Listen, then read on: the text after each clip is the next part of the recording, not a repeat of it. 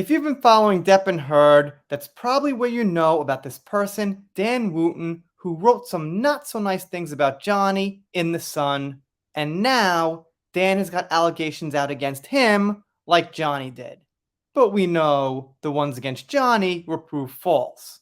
At this point, this thing is pretty much fully blowing up. At first, we had a few media sources covering it, a few YouTubers, but just as of yesterday or the day before, The Sun, The Guardian, now Deadline I saw, and the Mail Online are looking into it. And you know once that happens, there's the avalanche and everyone's going to pick it up. This here is from the person accusing Dan from his Twitter, and he says, "What's your next move, Daily Mail UK?" because of this new article from The Guardian that says News UK hires lawyers to look at claims against former Sun columnist. So they own The Sun. To me, pretty much the same company. In the end, it won't make a difference. So let's see what we got.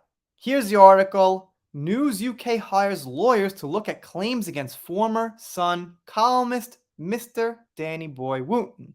Dan Wooten accused of offering Sun colleagues tens of thousands of pounds for sexual material. Not sure they always got Dan smiling. He's not smiling so much these days. The Sun's parent company has hired external lawyers to help investigate very serious allegations regarding Dan Wooten's time at the tabloid, The Guardian has been told. And then they go on to say that Wooten's facing allegations for using a fake name known as Martin Branning to offer these people money for these acts that were pretty spicy, you could say. Rupert Murdoch's News UK asked staff to contact its most senior lawyer if they have any information regarding the claims. They promised that all information would be treated in confidence, offered counseling services to anyone affected, and asked employees not to talk to journalists while inquiries were underway. Well, as we know, these things generally have a way of getting out in public somehow. It's 2023. Everyone's got Twitter, Instagram, email. So although they said that, I'd be surprised if leaks didn't start coming out.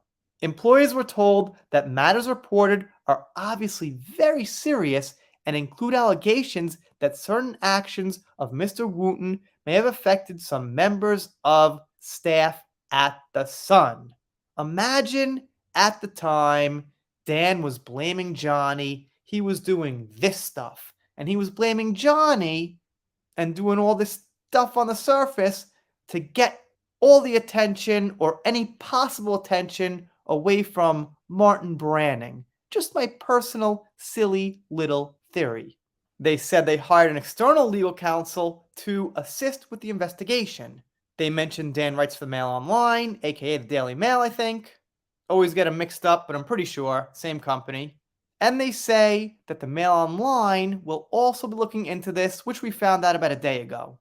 They do say that Dan remains on air at GB News. For a little while, people were saying he's on air, he's off air. Apparently, I think he's on air.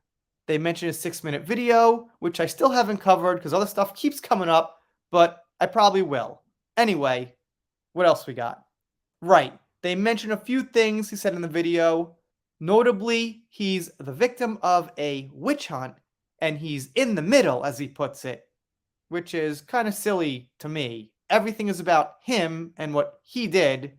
He's not in the middle. He's the main character. They go on to say, of course, Dan denied everything. The Guardian says they spoke to 7 current and former Sun employees who say they have in fact received emails from Martin Branning. And if they did, that should be easy to dig up. I mean, your Gmail has a little search function. You type in a name and it all comes up unless you deleted it, which I guess they might not exactly sure. But with 7 people, I'd assume a few of them have some stuff left over. If they're smart and they were feeling threatened but not ready to confront it, they probably saved it somewhere. I'll hope they did. That's what I would do. They mentioned the Byline Times article, which I covered, which was a huge article with a lot of details about Dan and the accusations. One of the first ones the major ones to hit the scene, I think.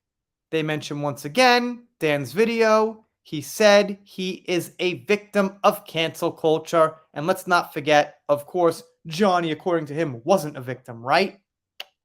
He also goes to blame social media.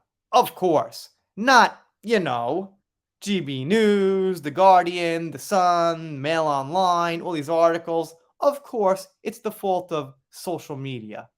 I'll get into that a little bit more, but for now, I'll just say, I don't think so, Dan. Social media has its flaws, but in this case, I don't think it has too much to do with it because this person could have just sent this story to anyone, probably The Guardian, and they would have printed it and blew it up the same way. It would have started as one thing, like it did on social media, but then grew and others would pick it up.